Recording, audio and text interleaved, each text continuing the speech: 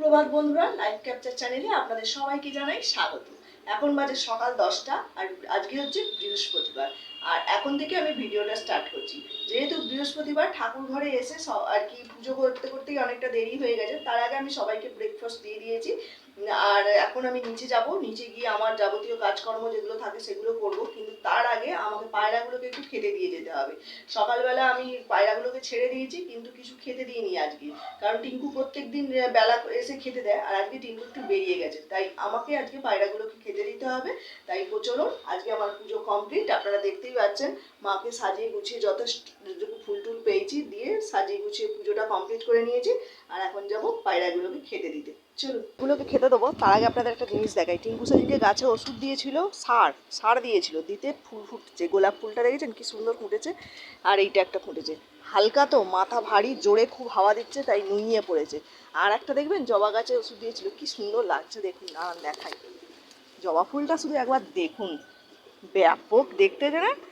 এইরকম আমাদের একটা নিচের এই গাছের জবা আমাদের একটা নিচে উঠোনে ছিল। উঠোনটা যখন বাঁধানো হলো, জবা গাছটাকে কেটে দিতে হলো জানেন।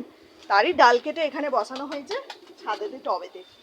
যাকে চলুন, মোটা পায়রাগুলোকে খেতে দিই। আজকে সকালবেলা জানেন পায়রাগুলোকে ছেড়ে দিয়েছি, যখন খেতে দিইনি।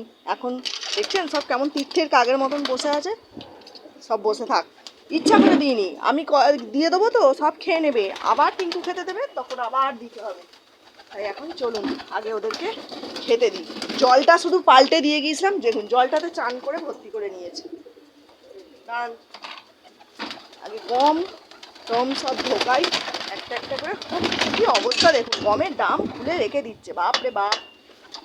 আগে জল পাল্টে ওদের খেতে দিই, লাফালাফি করছে বড্ড। চল চল, কি খাবি? আগে জল খাবি না গম খাবি? চল, জলটা তো সকালবেলা দিয়ে গেলাম পুরো একদম। আরে না, এখানে এখানে এখানে এখানে। আচ্ছা আচ্ছা আচ্ছা, আসে নে, খেতে দিতে আসে নে। বেশ শব্দ, আমি তো ইচ্ছা করে খেতে দিইনি তোদেরকে। দাঁড়া, এদিকে খোপগুলো বন্ধ হয়ে রয়েছে। আয় আয় আয় আয়, চল বেরো, বেরো বেরো বেরো। আয়, জলটা পাল্টে দিই।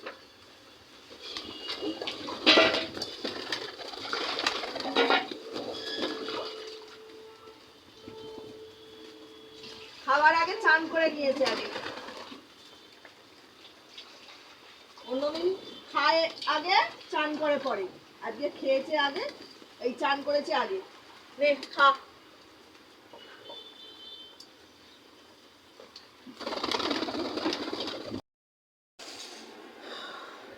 এই সবে টিফিন খেতে বসলাম, এখন বাজে 11টা।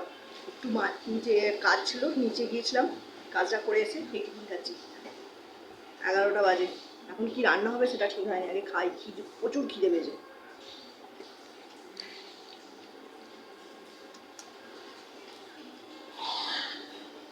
এত টাইমে খাওয়া দাওয়া করি, তবু আমার গ্যাস অম্বলের প্রবলেম হয়।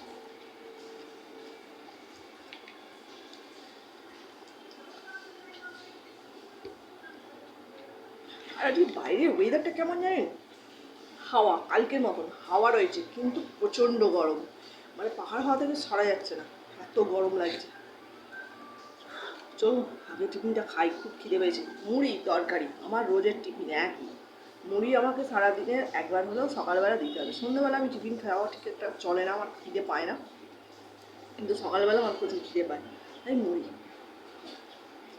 টিফিনটা খাওয়ার পরে আমার বাড়ির সামনেই যে এইখানে একটা যে ছোট্ট বাগান মতন আছে না, যেখানে কিছু গাছপালা রয়েছে, একটু জংলি গাছের সঙ্গে মিশে যাচ্ছে, আর এই জায়গাটা একটু নোংরা মতনও হয়েছে। তাই টিঙ্কু আর আমি এই জায়গাটা পরিষ্কার করতে চলে এলাম। তার কারণে এইখানে গাছগুলো যেগুলো টবে হয়েছে, টব থেকে বেরিয়ে আর কি মাটির সঙ্গে মিশে গেছে, এবং মাটিতে গাছগুলো পুরো গলু আর সন্ডু মিলে না পুরো থেঁতলে দিচ্ছে। হ্যাঁ, মানে এতই, বিশেষ করে পর্তুলা গাছগুলো। আর এখানে আমি টবগুলোকে তাই টিঙ্কুর কাছে উঠোনে বার করে দিলাম, আর ওই ডবগুলোকে গাছের ডগগুলোকে টিঙ্কু তাই কেটে ছোট করে সাইজ করে দিচ্ছে। আর আমাকে এইগুলোকে না মাটির সঙ্গে মিশে গিয়ে এমন হয়েছে, আগের বছর মানে ফুল আর হচ্ছে না। আগের বছর ছাদে ছিল, এবারে গাছগুলোকে ছাদ থেকে নামিয়ে দেওয়াতে না বেশি বড় বড় হয়েছে। ছাদে ছিল যখন এত বড় ছিল না, পায়রা সব খেয়ে নিত তো। আর এখন কি হয়েছে, নিচে নামিয়ে দিতে গাছ বড় হয়ে গেছে, কিন্তু গাছ ভালো বড় হয়ে গেলে কি হবে, ফুল বেশি হচ্ছে না। তারপর গরমের জন্য টিঙ্কু তো ভালো করে সার ফারও দিতে পারছে না। আর এখানে মাটিতে থাকে তো টবগুলো, বৃষ্টি হলে জল গায়ে লাগে, নোংরা হয়ে ভর্তি হয়ে গেছে। ওপর থেকে পাতা পড়ে ভালো মানে আমার ওই সামনে যে বাড়ির সামনে পেয়ারা গাছটা আছে না, দেখিয়ে আপনাদের মাধবীলতা গাছটা পুরো ছেয়ে গেছে।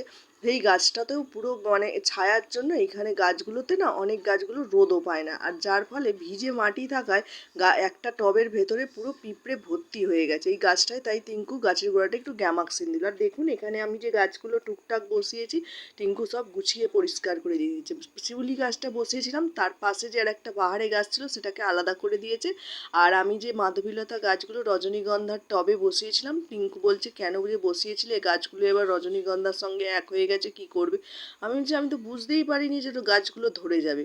তাই গাছগুলোকে টিঙ্কু ওইদিকে বললাম তুমি ওইগুলোকে কাটিং করো, আমি যেগুলো পরিষ্কার করা হয়ে গেছে কাটিং করা হয়ে গেছে সেগুলোকে একটু রোদ খাইয়ে নিই।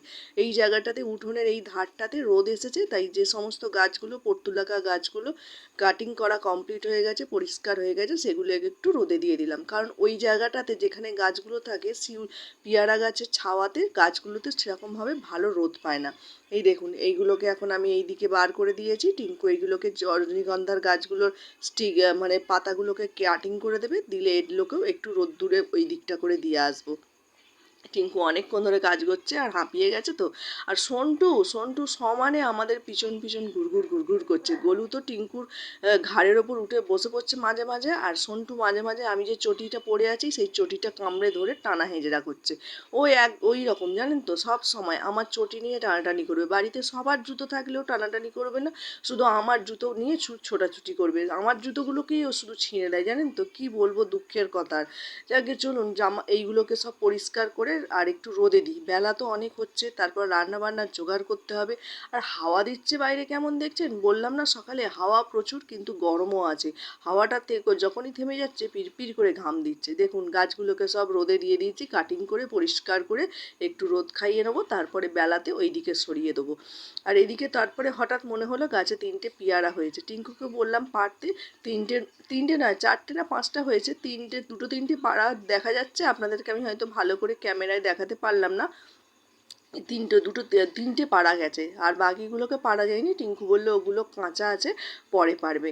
পেয়ারাগুলো না আমাদের গাছের পেয়ারাগুলোর সাইজ খুব বড় হয়, খেতেও খুব টেস্টি হয়, জানেন তো। দেখছেন পেয়ারার সাইজটা শুধু একবার দেখুন, কি বড় বড় পেয়ারা হয়। এইটার কি এর থেকে আরও বড় সাইজ হয়, কিন্তু মাঝে মাঝে না পেয়ারাগুলোর ভেতরে পোকা হয়, এটাই আর কি দেখে খেতে হয়। এই পেয়ারাগুলো এইরকম। যাকে বাকি যেটুকু কাজ আছে টিঙ্কু সেরে নিক, ওইখানটা গুছিয়ে আমি ওপরে গিয়ে রান্না বসাই। চলুন।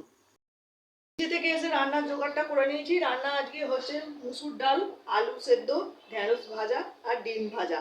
এই দেখুন ভাত ফুটছে, ভাতেতে বসিয়ে দিয়েছি ডাল আর আলু সেদ্ধ, আর ঢ্যাঁড়স ভাজবো, তার জন্য একটু ঢ্যাঁড়সটা কেটে নিয়েছি। আর আমার মেয়ে একটু চিংড়ি মাছ খাবে বলছিল, তাই ওর জন্য সামনে ওইসব কাজকর্ম করার পর এই চিংড়ি মাছগুলো নিয়ে পেয়েছি। ছোটো ছোটো চিংড়ি মাছ পেয়েছি, এটাই একটু ওকে ঝাল করে দেবো, ওটা দিয়ে খাবে। আর আমরা ডিম খাবো। চলো ঝটপট করে রান্না করি। কলে জল এসে গেছে, আজকে গরু চন্ডুকে শ্যাম্পু করাবো। কদিন ধরে ওদের এমনি নর্মাল জলে চান করাচ্ছি, ওদের শ্যাম্পু করানো হয়নি। ভাতটা এখানে ফুটছে, তাই আমি ওদের এখন গিয়ে স্নানটা করিয়ে দেবো। চলুন যাই স্নানটা করিয়ে দিই। দুপুর 1:30 আর আমার রান্না বান্না মোটামুটি কমপ্লিট। এটা হচ্ছে ভাত, এটা ডিম ভাজা, ঠিক আছে। আর ডিম ভাজাটা হাঁড়ির ওপর আছে বলেই আগে বললাম, এটার সঙ্গে যেটা হয়েছে এগুলোর সঙ্গে সেটাকে বলি, তারপর ডিম ভাজাটা বলবো। হাঁড়িতে আছে ভাত, এদিকে আছে ডাল, এদিকে আছে ঢ্যাঁড়স ভাজা, এদিকে আছে আলু সেদ্ধ, আর এদিকে আমার মেয়ের জন্য একটু চিংড়ি মাছের ঝাল করেছি, আর আমাদের সবার দুজনের জন্য ডিমের ঝাল করেছি। হয়ে গেছে। আর হ্যাঁ, আর একটা আছে, এটা হচ্ছে একটু আমড়ার চাটনি, এটা আমার মায়ের কাছ থেকে নিয়ে এসেছি। ব্যাস এই হলো রান্নাবান্না। আর হ্যাঁ, ডিম ভাজাটা হচ্ছে আমার শ্বশুরমশাই, উনি ডিমের ঝাল খান না তাই। প্রচণ্ড হাওয়া, কিন্তু ভেতরে প্রচণ্ড গরম, দুটো কম্বিনেশান বেশ ভালো জমিয়েছে। সব কিছু নিয়ে আপাতত রান্নাবান্না কমপ্লিট করেছি এবেলার মতন।